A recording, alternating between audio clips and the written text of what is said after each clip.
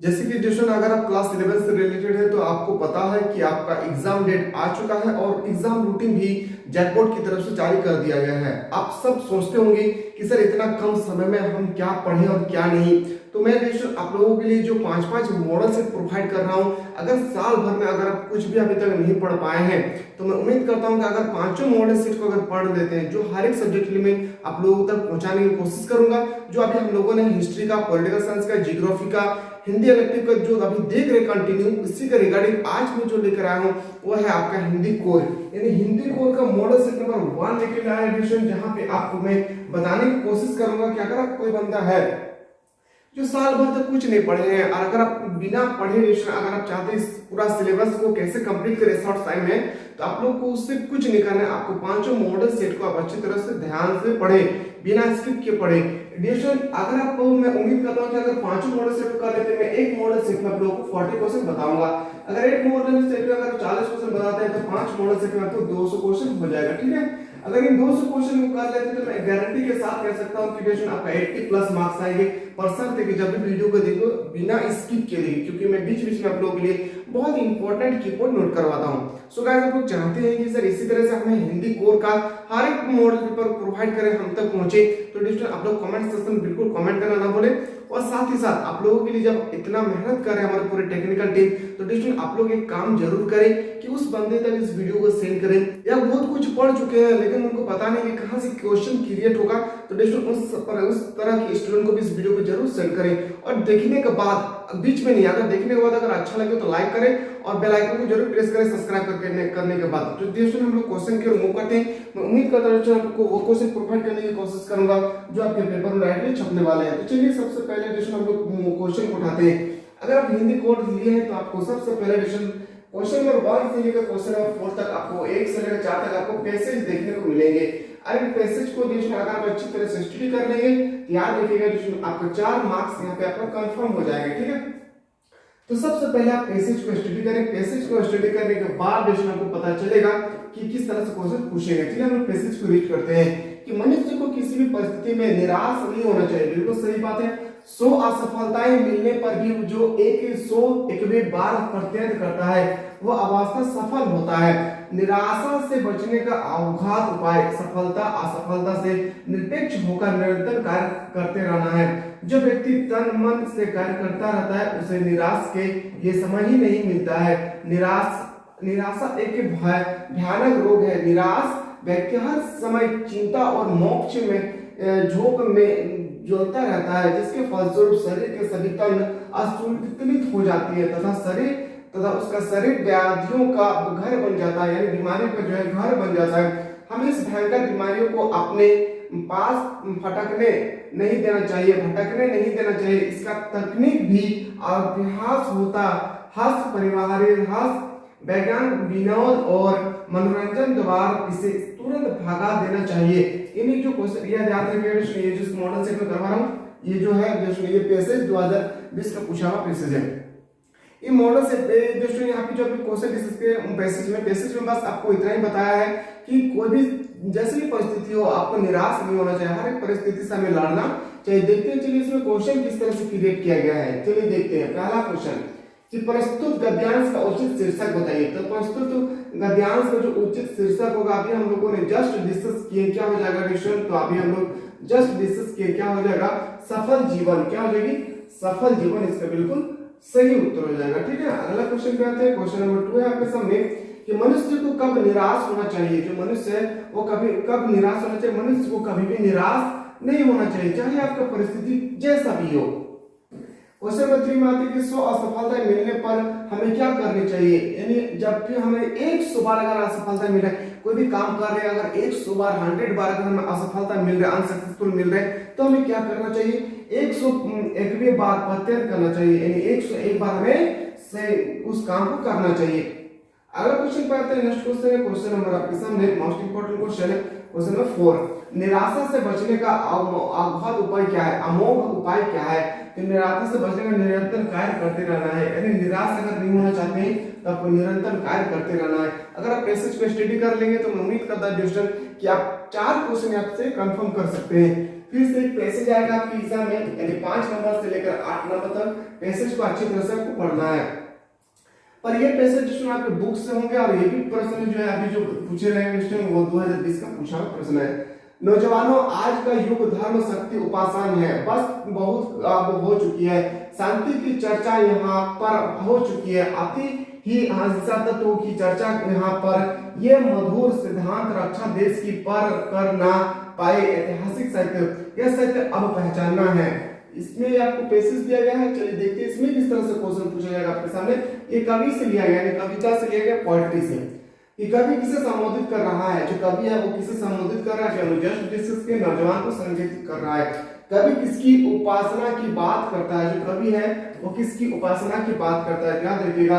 और इसका सही उत्तर हो जाएगा शांति की, किसकी, शांति की, इसका सही उत्तर हो जाएगा। अगला क्वेश्चन है क्वेश्चन नंबर 7 कि वर्तमान युग का धर्म क्या है। वर्तमान युग का धर्म है शांति की चर्चा करना। क्या हो जाएगी, शांति की चर्चा करना वर्तमान युग का एक धर्म है, रिलीजन है।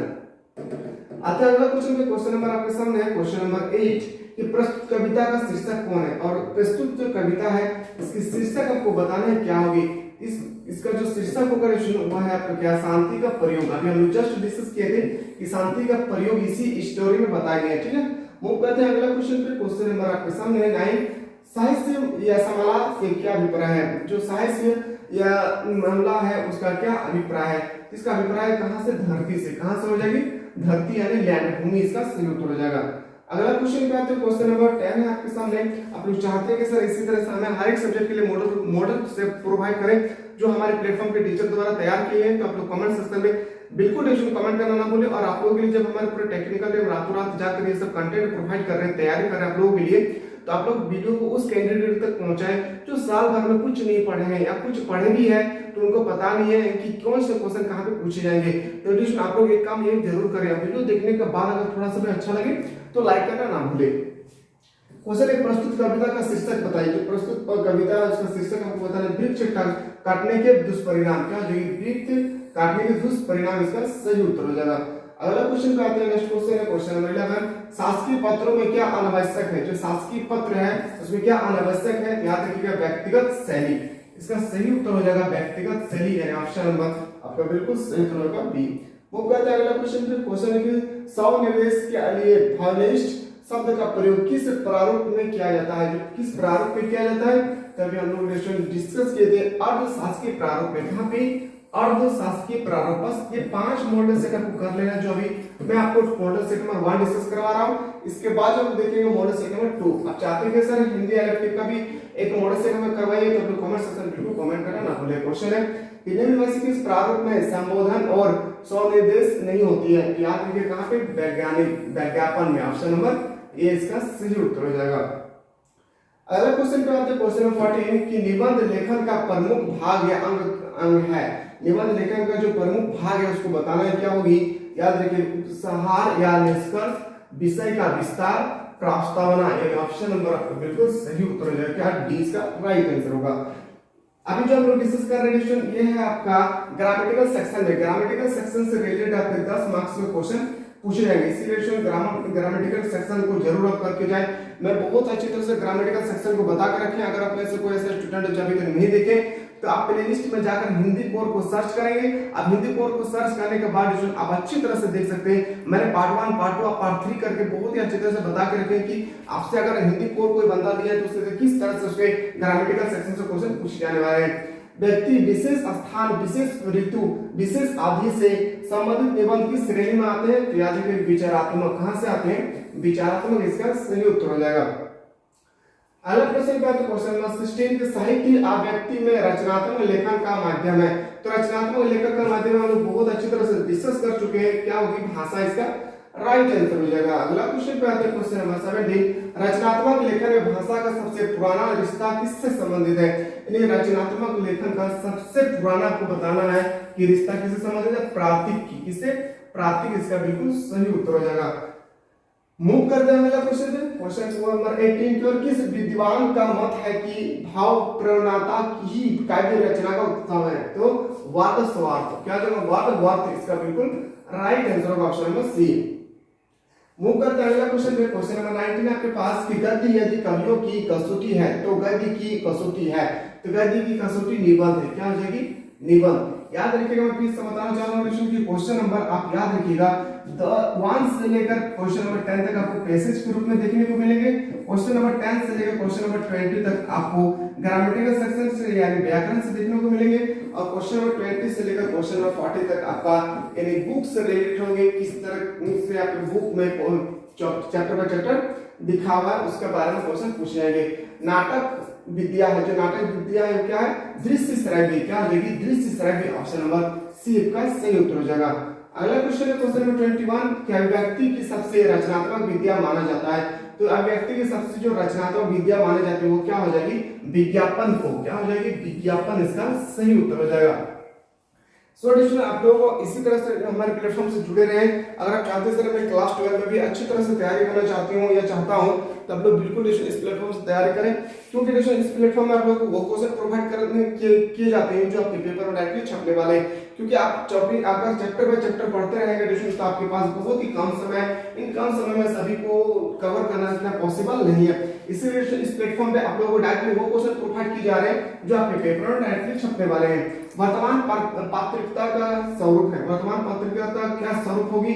याद रखिएगा, क्वेश्चन है मोस्ट इंपोर्टेंट क्वेश्चन है, वेरी इंपोर्टेंट क्वेश्चन आपके परीक्षा में भी इसी तरह से क्वेश्चन एग्जाम में पूछे जाने वाले हैं। तो वर्तमान पत्रिका का जो स्वरूप है आपको बताना है, क्या होगी? अंतरराष्ट्रीय। क्या हो जाएगी? अंतरराष्ट्रीय। इसका बिल्कुल सही उत्तर हो जाएगा। अगला क्वेश्चन बात है क्वेश्चन नंबर 23 है डिक्शनरी की समाचार पत्र में किसी भी समाचार के पहले पैराग्राफ को कहते हैं, उसे क्या कहते हैं? लीड कहते हैं। क्या कहते हैं? मैंने बहुत ही अच्छी तरह से सब डिस्कस करवा के रखे हैं। सबसे पहले आप लोगों ग्रामेटिकल सेक्शन को देखें। क्वेश्चन नंबर 24 हिंदी का पहला दैनिक समाचार पत्र कहां से प्रकाशित हुआ था? Very important question. कहां से प्रकाशित हुआ था? कोलकाता से। कहां से? कोलकाता। इसका बिल्कुल राइट आंसर हो जाएगा। अगला क्वेश्चन क्या है? क्वेश्चन नंबर आपके पास 25 है। क्वेश्चन नंबर 25 में क्या कि पत्र लेखन है, जो पत्र लेखन है वो क्या है? तो पत्र लेखन एक कला है। क्या देखिए? पत्र लेखन एक कला है, यानी ऑप्शन नंबर आपका बिल्कुल सही उत्तर हो जाएगा बी। फिर से देखना एक आपके जो पोएट्री है यानी कविता है, कविता से रिलेटेड यानी 3 क्वेश्चन पूछे जाएंगे, याद रखिएगा। तो सबसे पहला पैसेज को पढ़ें कि इसको बताने के गद्यांश कहां से लिए गए हैं। उसे ही विमुग्ध हो नभ में चंद्र विहंस देता है, वृक्ष विविध पत्तों पुष्पों उसे तन को सजा लेते हैं, पक्षी हर्ष संभाल न सकते मुगध चाहक उठते हैं, फूल सांस लेकर सुख की सानंद महक उठाते हैं। इसका ये स्टेटमेंट है, आपको यहाँ पे आपका आंसर देना है। इसका आंसर क्या होगा? वृक्ष अपने तन का श्रृंगार किससे करता है? जो वृक्ष है अपने तन का श्रृंगार किससे करता है? पत्ती और पुष्पों से। कहां से? पत्ती और पुष्पों से। जैसे हम लोगों ने पाउडर और क्रीम से हमारे मेकअप करते हैं, ठीक, जो पत्तियां हैं वृक्ष है वो पत्तियां और फूलों से वो क्रीम करते लगाते हैं, ठीक है। अगला क्वेश्चन का तो 27 प्रस्तुत पत्तियों के कवि कौन है? जो प्रस्तुत पत्ती है इससे कवि कौन है? राम नरेश त्रिपाठी। इसका बिल्कुल सही उत्तर हो जाएगा। अगला क्वेश्चन पे आते हैं। अगला क्वेश्चन आपके सामने नेक्स्ट क्वेश्चन है, क्वेश्चन नंबर आपके सामने कि 80 नंबर फूल सांस लेकर सुख की सनांद महक उठते हैं मैं कौन सा अलंकार है? इसमें मानवीकरण अलंकार है। क्या होगी? मानवीकरण अलंकार है। ऑप्शन नंबर सी इसका सही उत्तर हो जाएगा। आपके पेपर में डिस्ट्रीब्यूशन आपको इसी तरह से क्वेश्चन देखने को मिलेंगे। बार-बार मैं कहता हूं डिस्ट्रीब्यूशन कि आप लोग चाहते हैं कि सर हम लोगों को एग्जाम से पहले इसी तरह से 5-5 जो मॉडल सेट आपके पेपर में जो हमारे प्लेटफॉर्म के टीचर द्वारा तैयार किए गए उन 5 मॉडल सेट को अगर प्रोवाइड करना चाहते हैं तो कमेंट सेक्शन में बिल्कुल कमेंट करना ना भूलें। और जब आप लोग इतना मेहनत करें डिस्ट्रीब्यूशन तब वीडियो को लाइक करें और ज्यादा से ज्यादा उस कैंडिडेट को इस वीडियो को सेंड करें जो 2023 के एग्जाम के लिए प्रिपेयर करते हैं, बेहतरीन तरीके से करना चाहते हैं। तो डिस्ट्रीब्यूशन आप लोग वीडियो देखने के बाद अगर अच्छा लगे तो प्लेटफॉर्म पर बिल्कुल बने रहें, क्योंकि 12th क्लास में आप लोगों के लिए बहुत ही बेनिफिट होने वाले हैं। क्वेश्चन नंबर 29 हाजरी प्रसाद द्विवेदी ने कवि को कहा, क्या कवि को क्या कहा? वाणी का डायरेक्टर। क्या कहा? डिरेक्टर। ऑप्शन नंबर बिल्कुल सही उत्तर हो जाएगा आपका ऑप्शन नंबर बी।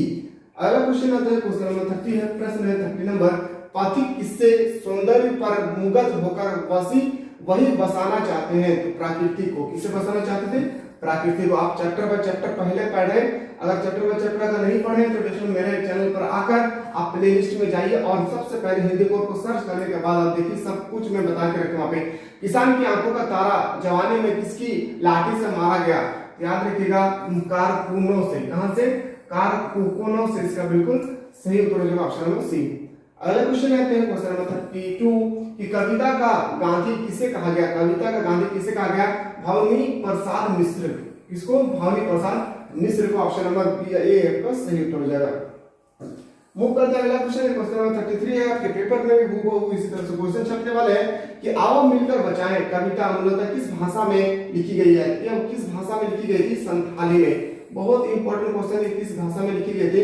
संथाली। आपके पेपर में इसी तरह से आपको देखने को मिलेंगे क्वेश्चन, ठीक है। तो इस सबको सबसे पहले देखें। पाठ्य पुस्तक में संकलित गजल दुष्यंत कुमार के किस संग्रह से ली गई है? तो साये में धूप। कहां से ली गई है?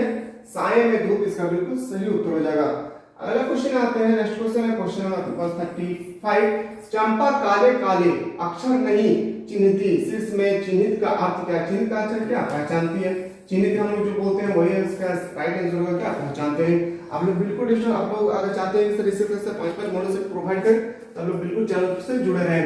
मीरा के गुरु कौन माने जाते हैं? जो मीरा के गुरु है वो कौन माने जाते हैं? संत के रविदास। क्या जो संत के रविदास। ऑप्शन नंबर सी आपका बी आपका सही पड़ जाएगा।